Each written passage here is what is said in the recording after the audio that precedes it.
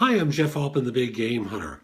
I've been a professional recruiter for more than 40 years, and I do a daily video for YouTube. If you find my stuff interesting, subscribe to my channel. When you see the icon pop up in the lower right, lower right, you can just click on that and subscribe to the Big Game Hunter TV. Now, I've referred to the single best question you should ask on any interview, and I did a Google Hangout about that, but the image is kind of lousy. It was one of my early Hangouts, so I decided I'm going to redo that video here. So what is the single best question you should ask on any interview, and when should you ask it? Real simple.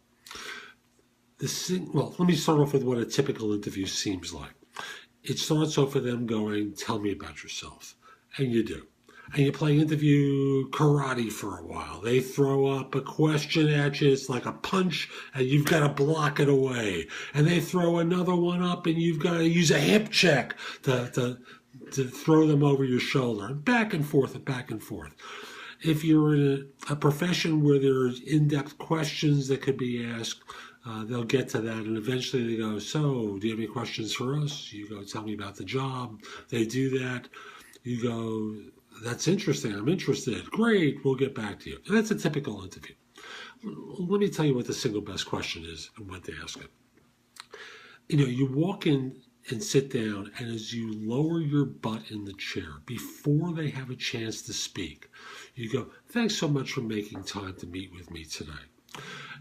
I reviewed the position description, and, it was really interesting to me, but I want to get your take on the job. Could you tell me about the position as you see it and what I can do to help? Boing. What that does is, instead of waiting for the end of the interview to ask them about the job, you do it at the beginning of the interview before they get rolling. And you do that because at the end of the interview, there's really nothing you can do with that information.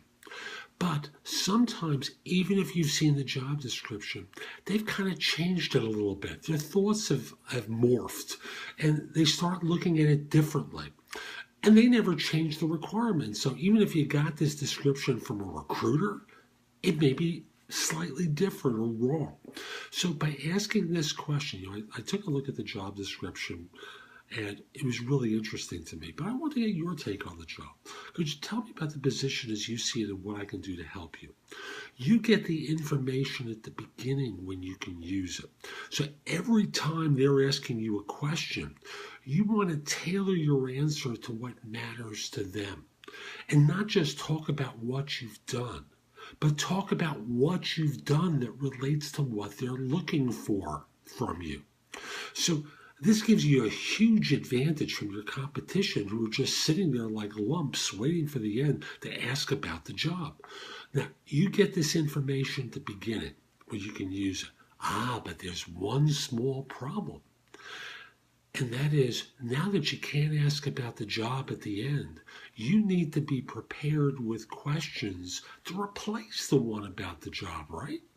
So here's what you do. When they say, so do you have any questions about for us here? You say, job seems great to me. I'm really interested. I do have a couple of questions. Here's question number one. Let's say I join. What are your expectations? What would I be doing the first 30, 60, 90 days? And what were your expectations of me when I come on board? Great. If you find out that there are unreasonable expectations, isn't it better to know before you join, right? So that's one question you could ask. Here's a second one. I've done this in another video, but I'm just trying to consolidate everything here. Let's say I join, and it's a year from now. I haven't just done a good job. I've done a spectacular job, if not the best, but maybe one of the best you've ever seen someone perform. What would I have accomplished during that year that would cause you to write such a review? Boing. And right off the bat, it lets them know that you're interested in doing great work, not average work. And it's, again, giving them an idea of you, and it's giving you the idea of what you're going to be doing over that first year that would cause you to be an extraordinary employee. It's a great question. Hope you like it. I hope you use these in your interviews. And if you'd like to see more, subscribe to my channel on YouTube. Again, that's the Big Game Hunter TV.